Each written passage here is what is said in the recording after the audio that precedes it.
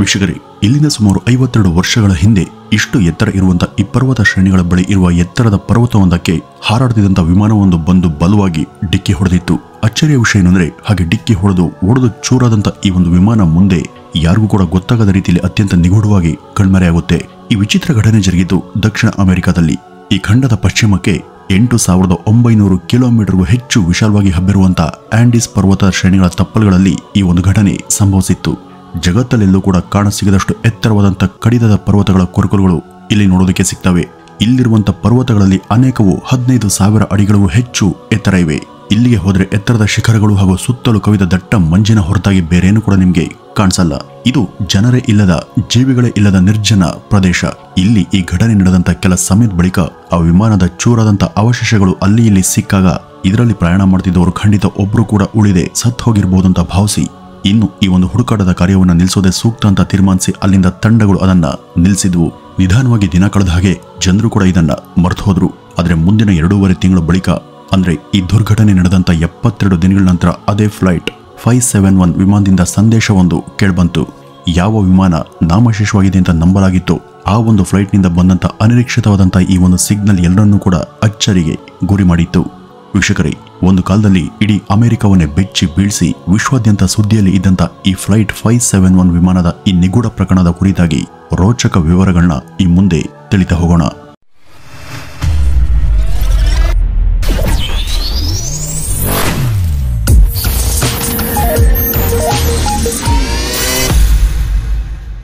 ವೀಕ್ಷಕರೇ, ಈ ಘಟನೆಯ ಹಿನ್ನೆಲೆಯನ್ನು ನೋಡೋದಾದ್ರೆ, ಈ ವಿಮಾನ 1972 ಅಕ್ಟೋಬರ್ 12ನೇ ತಾರೀಕು ಉರುಗ್ವೆಯಿಂದ ಹೊರಡುತ್ತೆ.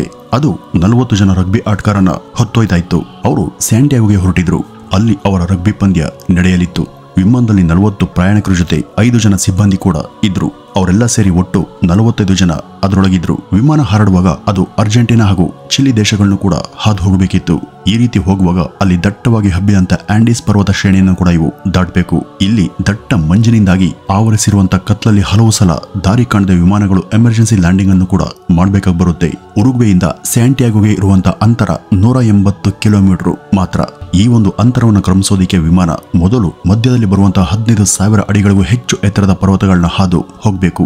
ಇವುಗಳು ಎದುರಾದಾಗ ಅವುಗಳ ಮಧ್ಯ ಬಹಳ ಚಾಕಚಕ್ಯತೆಯಿಂದ ವಿಮಾನವನ್ನು ಚಲಿಸೋದು ಪೈಲಟ್ನ ಹೊಣೆ. ಈ ಒಂದು ಫ್ಲೈಟ್ 571 ಪೈಲಟ್ಗೆ ಇದರಲ್ಲಿ ನುರಿತ ಅನುಭವ ಕೂಡ ಇತ್ತು. ಅವರು 13ನೇ ಅಕ್ಟೋಬರ್ನಂದು ಅಲ್ಲಿಗೆ ಹೊರಟು ದಕ್ಷಿಣದ ಕಡೆ ಹೊರಟಾಗ ವಿಮಾನದ ಸುತ್ತ ದಟ್ಟ ಮೋಡಗಳು ಸುತ್ತುವರೆದಿದ್ದನ್ನ ಗಮನಿಸಿದ್ರು. ಈ ಒಂದು ಸಮಯದಲ್ಲಿ ವಿಮಾನವನ್ನ ಆಟೋ ಪೈಲಟ್ ಮೋಡ್ನಲ್ಲಿ ಸುರಕ್ಷಿತವಾಗಿ ಚಲಾಯಿಸಲಾಗುತ್ತೆ. ಅದು ಆ ಮೋಡ್ನಲ್ಲಿ ಇದ್ದಷ್ಟು ಸಮಯ ಅದರ ರೇಡಾರ್ ತನ್ನ ಸುತ್ತಲೂ ಇರಬಹುದಾದಂಥ ಇತರೆ ಅಪಾಯಕಾರಿ ವಸ್ತು ಅಥವಾ ಅಡೆತಡೆಗಳ ಬಗ್ಗೆ ಮಾಹಿತಿಯನ್ನ ಕೊಡ್ತಾನೆ ಇರುತ್ತೆ. ವಿಮಾನ ಆ ರೀತಿ ಸಾಗ್ತಿದ್ದಾಗ ಅದರ ಸುತ್ತ ಈಗ 18,000 ಅಡಿಗೂ ಹೆಚ್ಚು ಎತ್ತರ ಇರುವಂತಹ ಶಿಖರಗಳು ಎದುರಾದವು. ಈಗ ವಿಮಾನ ಇವುಗಳಿಗಿಂತಲೂ ಹೆಚ್ಚು ಎತ್ತರದಲ್ಲಿ ತಾನು ಹಾರಾಟ ಮಾಡಬೇಕಿತ್ತು. ವಿಮಾನ ಆಟೋ ಪೈಲಟ್ ಮೋಡ್ನಲ್ಲಿನೇ ಇತ್ತು. ಒಂದು ಶಿಖರವನ್ನು ಹತ್ತಿ ಇಳಿದ ಕೂಡಲೇ ವಿಮಾನ ಯಾರಿಗೂ ಕಾಣದ ರೀತಿಯಲ್ಲಿ ಮಾಯವಾಗಿ ಹೋಗುತ್ತೆ. ರಡಾರಿನ ಬ್ಲೀಪ್ ಮೇಲೆ ಅದೀಗ ಕಾಣಿಸ್ತಿಲ್ಲ. ಆ ಬಳಿಕ ರಾತ್ರಿ ಸುಮಾರು 3 ಗಂಟೆ 21 ನಿಮಿಷಕ್ಕೆ ಸರಿಯಾಗಿ ಅದರ ಸಂಪರ್ಕ ಮತ್ತೊಮ್ಮೆ ತಾಂತ್ರಿಕ ದಳದೊಂದಿಗೆ ಸಾಧ್ಯ ಆಗುತ್ತೆ. ವಿಮಾನ ಆಗ ಪ್ಲಾಂಚೋನ್ ಪಾಸ್ನ ಬಳಿನೇ ಇತ್ತು. ಇಲ್ಲಿಂದ ಕ್ಯೂರಿಕೋಗೆ ತಲುಪೋದಿಕ್ಕೆ 11 ನಿಮಿಷಗಳ ಸಮಯ ಬೇಕು. ಆದರೆ ಈ ಫ್ಲೈಟ್ ಇಲ್ಲಿಗೆ 3 ನಿಮಿಷಕ್ಕೆ ತಲುಪಿದೆ ಎಂಬ ಸೂಚನೆ ನಿರ್ದೇಶಕರ ದಳದವರಿಗೆ ತಲುಪಿತು. ಆದರೆ ಇದು ತಪ್ಪಾದ ಸೂಚನೆಯಾಗಿತ್ತು. ಈ ಬಗ್ಗೆ ಗೊತ್ತಾಗದಂತ ದಳದವರು ವಿಮಾನ 3 ನಿಮಿಷಗಳಲ್ಲೇ ಕ್ಯೂರಿಕೋ ತಲುಪಿದೆ ಅಂತ ಭಾವಿಸಿದ್ರು. ಅದಕ್ಕೆ ಪೂರಕವಾಗಿ ರಡಾರ್ನ ಪರದೆ ಮೇಲೂ ಕೂಡ ಅದು ಕಾಣಲಿಲ್ಲ. ಆದರೆ ವಾಸ್ತವವಾಗಿ ಆಗ ವಿಮಾನ ಇನ್ನೂ ಕೂಡ ಪ್ಲಾಂಚೋನ್ ಪಾಸ್ನ ಮೇಲೇನೆ ದಾಟ್ತಾ ಇತ್ತು. ಇತ್ತ ಕಂಟ್ರೋಲ್ ಟವರ್ನ ಜೊತೆ ಮತ್ತೆ ಸಂಪರ್ಕ ಸಾಧ್ಯವಾಗದೇ ಇದ್ದಾಗ ಅವರ ಸಿಗ್ನಲ್ ಸ್ವೀಕರಿಸಿದಂತ ವಿಮಾನದ ಸಿಬ್ಬಂದಿ ತಾವಿದ್ದ ಸ್ಥಳದ ಬಗ್ಗೆ ಕಂಟ್ರೋಲ್ ಟವರ್ನಿಂದಾನೇ ಖಚಿತ ಮಾಹಿತಿ ಪಡೆಯೋದಿಕ್ಕೆ ಮಾಹಿತಿ ರವಾನೆ ಮಾಡಿದ್ರು. ವಿಮಾನ ಮೇಘಗಳ ನಡುವೆ ಆ ಗಾಳಿ ಮತ್ತು ಮಂಜಿನ ತೀವ್ರ ಒತ್ತಡದ ಮಧ್ಯೆ ಹಾದು ಹೋಗುವಾಗ ಬಲವಾದ ಗಾಳಿಯೊಂದು ಅಪ್ಪಳಿಸಿ ವಿಮಾನವನ್ನು ಅಲುಗಾಡಿಸಿ ಒಳಗಿದ್ದವರು ತುಸು ಗಾಬರಿಯಾಗುವಂತೆ ಮಾಡ್ತು. ಆಗ ಪೈಲಟ್ ಅದನ್ನ ಸಾಧ್ಯವಾದಷ್ಟು ಕಂಟ್ರೋಲ್ ಮಾಡಿ ಅದನ್ನ ಬ್ಯಾಲೆನ್ಸ್ ಮಾಡೋದಕ್ಕೆ ಪ್ರಯತ್ನ ಪಟ್ಟ. ಹೀಗಿದ್ದಾಗ ಮುಂದೆ ಅದರ ಎದುರಿಗೆ ಎತ್ತರದ ಪರ್ವತವೊಂದು ಕಾಣಿಸಿತ್ತು. ಅದು ಸಡನ್ ಆಗಿ ಎದುರಾದಾಗ ವಿಮಾನ ಪೈಲಟ್ನ ಹಿಡಿತವನ್ನ ತಪ್ಪಿ ಅದರ ಒಂದು ಭಾಗ ಪರ್ವತದ ಒಂದು ಪಾರ್ಶ್ವಕ್ಕೆ ತಾಗಿ ಒಡೆದು ಛಿದ್ರ ಆಗುತ್ತೆ ಹಾಗೂ ಅದು ಮುರಿದು ಬೇರ್ಪಟ್ಟು ಬೇರೆ ಕಡೆ ಬಿದ್ದು ಹೋಗುತ್ತೆ. ಆ ವಿಮಾನದ ಹಿಂದಿನ ಭಾಗ ಹಾಗೂ ಅದರ 2 ರೆಕ್ಕೆಗಳು ಮುರಿದು ಹೋದವು. ರೆಕ್ಕೆ ಇಲ್ಲದೆ ವಿಮಾನ ಆ ಮಂಜಿನ ಆವರಿಸಿದಂಥ ಪರ್ವತದ ಮಂಜಿನ ಮೇಲೆ ಜಾರ್ತು. ಈ ಒಂದು ಘರ್ಷಣೆಯಲ್ಲಿ ಒಳಗಿದ್ದವರಲ್ಲಿ 12 ಜನ ಸಾವನ್ನಪ್ಪಿದ್ರು. ಮುಖ್ಯವಾಗಿ ಅದರ ಹಿಂದೆ ಇದ್ದವರು ಸಾವಿಗೀಡಾಗಿದ್ರು. ವಿಮಾನದ ಒಳಗೆ ಈಗ 33 ಜನ ಸಜೀವ ಪ್ರಯಾಣಿಕರಿದ್ರು. ವಿಮಾನ ಜಾರಿ ಒಂದ್ ಕಡೆ ನಿಂತಾಗ ಅದರಿಂದ ಅವರು ಹೊರಬಂದ್ರು. ಆಗ ಆ ಬೀಸುವ ಚಂಡ ಮಾರುತ, ಶೀತ ಮಾರುತದ ಮಂಜಿನ ಕೊರೆಯುವ ಚಳಿಗೆ ಅವರು ಕೂಡ ಜರ್ಜರಿತರಾದರು. ಅವರೀಗ ಸುಮಾರು 3570 ಮೀಟರ್ಗೂ ಹೆಚ್ಚು ಮೇಲಿದ್ರು. ಅಂದ್ರೆ ಸಮುದ್ರ ಮತ್ತು ನೆಲಮಟ್ಟದಿಂದ ಸುಮಾರು 3.5 ಕಿಲೋಮೀಟರ್ಗೂ ಹೆಚ್ಚು ಮೇಲೆ. ಅವರು ಈಗ ತಾವೇನು ಕೂಡ ಮಾಡುವಂತ ಸ್ಥಿತಿಯಲ್ಲಿ ಇರಲಿಲ್ಲ. ಅಲ್ಲಿ ಸತ್ತವರನ್ನ ಅವರು ಆ ಮಂಜಿನಡಿಯಲ್ಲಿ ಹೂತಾಕಿದ್ರು. ಈ ಒಂದು ಸುದ್ದಿ ಚಿಲಿ ದೇಶದ ಮಾಧ್ಯಮಗಳಲ್ಲಿ ಬಿತ್ತರವಾಯಿತು. ಈ ದೇಶದ ಸರ್ಕಾರಕ್ಕೆ ಈ ಸುದ್ದಿ ಕೇಳಿ ಬಂದ ತಕ್ಷಣ ಅವರು ಇದರ ಕಾರ್ಯಾಚರಣೆಗೆ ಇಳಿದ್ರು. ಖಚಿತವಾಗಿ ಈ ವಿಮಾನದ ಅವಶೇಷ ಹಾಗೂ ಪ್ರಯಾಣಿಕರು ಎಲ್ಲಿದ್ದಾರೆ ಅಂತ ಯಾರಿಗೂ ಗೊತ್ತಿರಲಿಲ್ಲ. ಅವರು ಕೂಡ ಅವ್ರಿಗೂ ಯಾರ ಸಂಪರ್ಕಕ್ಕೂ ಸಿಕ್ಕಿರಲಿಲ್ಲ. ಆದ್ರೂ ಕೂಡ ಇವರ ಶೋಧ ಕಾರ್ಯ ಶುರುವಾಯಿತು. ಹುಡುಕಾಟಕ್ಕೆ 4 ಹೆಲಿಕಾಪ್ಟರ್ಗಳನ್ನ ನೇಮಿಸಿದ್ರು. ಆಂಡೀಸ್ ಪರ್ವತದ ಮೇಲೆ ಹಾರಾಡ್ತಾ ಅವು ಅಲ್ಲಿ ಕಣ್ಣಿಗೆ ಕಾಣಿಸುವಂತ ಎಲ್ಲಾ ಪರ್ವತಗಳನ್ನು ಕೂಡ ಬಿಡದೆ ಜಾಲಾಡಿದ್ವು. ಅಲ್ಲಿಯ ಪರ್ವತಗಳ ಮೇಲೆ ದಟ್ಟವಾದಂತ ಬಿಳಿ ಕಾರ್ಬನ್ಗಳು ಹಬ್ಬಿದ್ರಿಂದ ಅದರ ಕೆಳಗೆ ಏನಿದೆ ಅಂತ ಗೊತ್ತಾಗ್ಲಿಲ್ಲ. ಈ ವಿಮಾನಗಳ ಜೊತೆ ಅರ್ಜೆಂಟೀನಾದ ಸರ್ಕಾರ ಕೂಡ ತನ್ನ 7 ವಿಮಾನಗಳನ್ನ ಶೋಧ ಕಾರ್ಯಕ್ಕೆ ಕಳಿಸಿ ನೆರವನ್ನ ಕೊಡ್ತು. ಒಟ್ಟು ಈಗ 11 ಸರ್ಚ್ ವಿಮಾನಗಳು ಈ ಒಂದು ಕಾರ್ಯಾಚರಣೆಗೆ ಇಳಿದಿದ್ವು. ಅಲ್ಲಿ ಕೆಳಗೆ ಇದ್ದಂತ ಆ ಪ್ರಯಾಣಿಕರ ಮೇಲೇನೆ ಹಲವು ಸಲ ಈ ವಿಮಾನಗಳು ಹಾರಾಡಿದ್ರು. ಇವರು ಕೈಯನ್ನ ತೋರಿಸಿ ಅವ್ರ ಕಡೆ ಕೂಗಿದ್ರು ಕೂಡ ಈ ಬಗ್ಗೆ ಗೊತ್ತಾಗದಂತ ವಿಮಾನದ ಸಿಬ್ಬಂದಿ ಸುಮ್ಮನೆ ಹಾದು ಹೋಗ್ತಿದ್ರು. ಮೇಲೆ ಹಾರೋರ್ಗೆ ತಾವು ಸುಲಭವಾಗಿ ಕಾಣಲಿ ಅಂತ ಕೆಳಗಿದ್ದಂತ ಪ್ರಯಾಣಿಕರು ಲಿಪ್ಸ್ಟಿಕ್ ಹಾಗೂ ವಿಮಾನದ ಮೇಲೆ ದೊಡ್ಡದಾಗಿ SOS ಅಂತ ಕೆಂಪು ಬಣ್ಣದಲ್ಲಿ ಬರೆದ್ರು. ಅಲ್ಲಿದ್ದ ಕಪ್ಪು ಕಲ್ಲುಗಳನ್ನ ಬಳಸಿ ದೊಡ್ಡ ಕ್ರಾಸ್ ಸಿಂಬಲ್ ಅನ್ನ ರಚಿಸಿದ್ರು. ಆದ್ರೆ ಏನೇ ಮಾಡಿದ್ರು ಕೂಡ ಮೇಲಿರೋರ್ಗೆ ಇವರ ಇರುವಿಕೆ ಬಗ್ಗೆ ಗೊತ್ತಾಗ್ಲಿಲ್ಲ.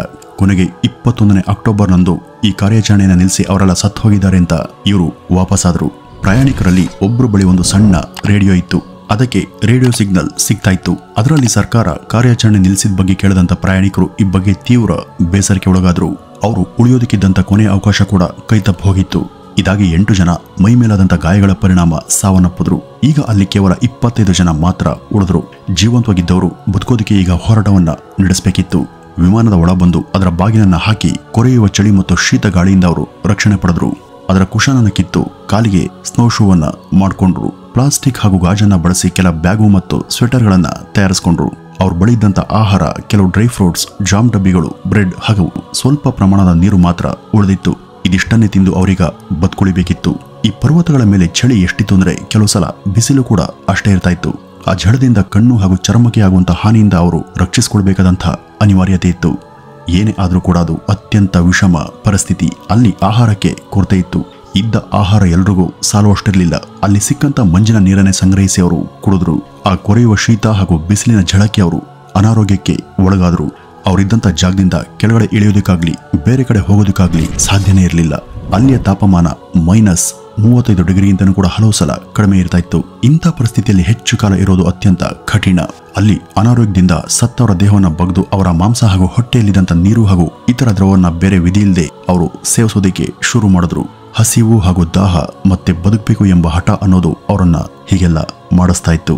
ಇದಾಗಿ ಅಕ್ಟೋಬರ್ 29ನೇ ತಾರೀಕು ದೊಡ್ಡ ಸ್ನೋ ಸೈಕ್ಲೋನ್ ಬಂದು ಅವರಿದ್ದಂಥ ವಿಮಾನದ ಅವಶೇಷಕ್ಕೆ ಬಲವಾಗಿ ಅಪ್ಪಳಿಸ್ತು. ಇದರ ಹೊಡೆತ ಅತ್ಯಂತ ರಭಸವಾಗಿತ್ತು. ಆಗ ವಿಮಾನದ ತುಂಬೆಲ್ಲ ಮಂಜು ತುಂಬಿಕೊಂಡಿತ್ತು. ಈ ಒಂದು ಸಮಸ್ಯೆಯಿಂದಾಗಿ 9 ಜನ ಉಸಿರುಗಟ್ಟಿ ಹೊರಬರಲಾಗದೆ ಸಾವನ್ನಪ್ಪಿದ್ರು. ಉಳಿದ 14 ಜನ ಹೇಗೋ ಮೇಲ್ಬಂದು ಬದುಕುಳಿದ್ರು. ಆದರೆ ದಿನ ಕಳೆದಂತೆ ಅವರ ಸ್ಥಿತಿ ಕೂಡ ಹದಗೆಡ್ತಾ ಹೋಯಿತು. ಕ್ರಮೇಣ ಒಬ್ಬೊಬ್ಬರೇ ಸಾಯೋದಕ್ಕೆ ಶುರು ಮಾಡಿದ್ರು. ಉಳಿದವರು ತಮ್ಮ ಮರಣಕ್ಕಾಗಿ ಎದುರು ನೋಡುವಂತಾಯಿತು. ಡಿಸೆಂಬರ್ನಲ್ಲಿ ಅಂದ್ರೆ ಈ ಘಟನೆ ನಡೆದಂತ 60 ದಿನಗಳ ಬಳಿಕ ಮೂವರು ಆ ಪರ್ವತ ಹತ್ತಿ ಬೇರೆ ಕಡೆ ಹೋಗುವಂತ ಸಾಹಸಕ್ಕೆ ಮುಂದಾದ್ರು. ಆದರೆ ಅವ್ರ ಬಳಿ ಆ ಯಾನಕ್ಕೆ ಬೇಕಾದಂತ ಆಧುನಿಕ ವಸ್ತುಗಳು ಮತ್ತು ಉಪಕರಣಗಳು ಇರಲಿಲ್ಲ. ಇದ್ದ ವಸ್ತುಗಳಲ್ಲೇ ಹಾಗೂ ತಾವೇ ರಚಿಸಿಕೊಂಡಂತ ಉಪಕರಣಗಳ ಸಹಾಯದಿಂದ ಅವರು ಈ ಪರ್ವತವನ್ನ ಹೇಗೋ ಏರಿ ಮುನ್ನಡೆದ್ರು. ಆದರೆ ಅವ್ರಿಗೆ ಅದೇ ತರಹ ಮುಂದೆ ಕೂಡ ಮಂಜಿನ ಶಿಖರಗಳು ಎದುರಾದವು. ಅದರಲ್ಲಿ ಒಬ್ಬ ಆಹಾರ ಇಲ್ಲದೆ ಸಾಯುವ ಬದಲು ಈ ಮೊದಲು ಇದ್ದಂತ ಜಾಗಕ್ಕೆ ಹೋಗಿ ಬದುಕೋಣ ಅಂತ ಹಿಂದಿರುಗಿ ಹೊರಟ. ಉಳಿದ ಇಬ್ರು ಆ ಪರ್ವತವನ್ನ ಇಳಿದು ಹೇಗೋ 60 ಕಿಲೋಮೀಟರ್ ದೂರ ಹೋದ ನಂತರ ಅವರು ಹರಿಯುವ ನದಿ ನೀರಿನ ಬಳಿ ಬಂದ್ರು. ಅಲ್ಲಿ ಬಯಲಿತ್ತು. ಜಿಂಕೆ, ಕರಡಿ ಮುಂತಾದ ಜೀವಿಗಳು ಕೂಡ ಅಲ್ಲಿ ಕಂಡ್ವು. ಅವರು ಆ ಹರಿತಿದ್ದಂತ ಶುದ್ಧ ನದಿ ನೀರನ್ನ ತಮಗೆ ಬೇಕಾದಷ್ಟು ಕುಡಿದ್ರು. ಆಗ ಅವ್ರಿಗೆ ಅಲ್ಲೊಂದ್ ಕಡೆ ಕುದುರೆಯ ಮೇಲೆ ಕುಳಿತಿದ್ದಂತ ವ್ಯಕ್ತಿಯೊಬ್ಬ ಕಂಡ. ಇದು ನಿಜಕ್ಕೂ ಅವರ ಅದೃಷ್ಟನೇ ಸರಿ. ಅವರು ಅವನ ಕಡೆ ಸನ್ನೆ ಮಾಡಿ ಏನೋ ಹೇಳ್ತಾ ಇದ್ರು. ಆದ್ರೆ ಆ ನದಿಯ ಜುಳುಜುಳು ಸದ್ದಿನಿಂದ ಆತನಿಗೆ ಅದು ಕೇಳಿಸ್ಲಿಲ್ಲ. ಆಗ ಆ ವ್ಯಕ್ತಿ ತನ್ನ ಬಳಿ ಇದ್ದಂತ ಕಾಗದದ ಚೂರೊಂದನ್ನು ಹೊರತೆಗೆದು ಅದನ್ನ ಕಲ್ಲಿಗೆ ಸುತ್ತಿ ಅವನ ಬಳಿ ಎಸ್ತ. ಆಗ ತಕ್ಷಣ ಅದರಲ್ಲಿ ಅವರು ತಾವು ಅನುಭವಿಸಿದಂತ ಎಲ್ಲವನ್ನೂ ಕೂಡ ಬರೆದು ಅವನ ಕಡೆಗೆ ಎಸ್ತರು. ಅದನ್ನ ಓದಂತ ಆ ವ್ಯಕ್ತಿ ದಿಗ್ಭ್ರಾಂತನಾಗಿ ಅವ್ರಿಗೆ ಸಹಾಯ ಮಾಡುವ ಭರವಸೆಯನ್ನ ಕೊಟ್ಟು ಅದನ್ನ ಚಿಲಿಯ ಸರ್ಕಾರದ ಅಧಿಕಾರಿಗಳ ಗಮನಕ್ಕೆ ತಂದ. ಇಷ್ಟು ದಿನ ಆ ವಿಮಾನದ ಪ್ರಯಾಣಿಕರಲ್ಲಿ ಕೆಲವರು ಬದುಕಿರುವ ಬಗ್ಗೆ ತಿಳಿದಂತ ಸರ್ಕಾರ ಬೆಚ್ಚಿ ಬಿದ್ದಿತ್ತು. ಆ ಬಳಿಕ ಅವರಿದ್ದಂತ ಜಾಗಕ್ಕೆ ಬಂದು ರಕ್ಷಣಾ ತಂಡ ಅವರನ್ನ ರಕ್ಷಣೆ ಮಾಡ್ತು. ಸತ್ತವರನ್ನ ಅಲ್ಲೇ ಹೂತಾಕಿ ಅದರ ಮೇಲೆ ದೊಡ್ಡ ಕ್ರಾಸ್ ಮಾರ್ಕ್ ಅನ್ನ ನೆಟ್ರು. 1972 ಡಿಸೆಂಬರ್ 22ನೇ ತಾರೀಕು ಈ ಘಟನೆ ನಡೆದು 69-70 ದಿನಗಳ ಬಳಿಕ ಉಳಿದವರನ್ನು ಕೂಡ ರಕ್ಷಣಾ ತಂಡ ಯಶಸ್ವಿಯಾಗಿ ರಕ್ಷಿಸಿತು. ವೀಕ್ಷಕರೇ, ಆತ್ಮಬಲ ಹಾಗೂ ಮನೋವಿಶ್ವಾಸ ಇದ್ರೆ ಎಂಥ ಪರಿಸ್ಥಿತಿಯಲ್ಲೂ ಕೂಡ ಇದ್ದು ಜಯಿಸಬಹುದು ಅನ್ನೋದಕ್ಕೆ ಈ ಫ್ಲೈಟ್ 571ರ ಈ ಭಯಾನಕ ಪ್ರಕರಣನೇ ಜ್ವಲಂತ ಸಾಕ್ಷಿ ಅಂತ ಹೇಳ್ತಾ ಈ ಒಂದು ವಿಡಿಯೋವನ್ನ ಇಲ್ಲಿಗೆ ಮುಗಿಸೋಣ. ನಮಸ್ಕಾರ.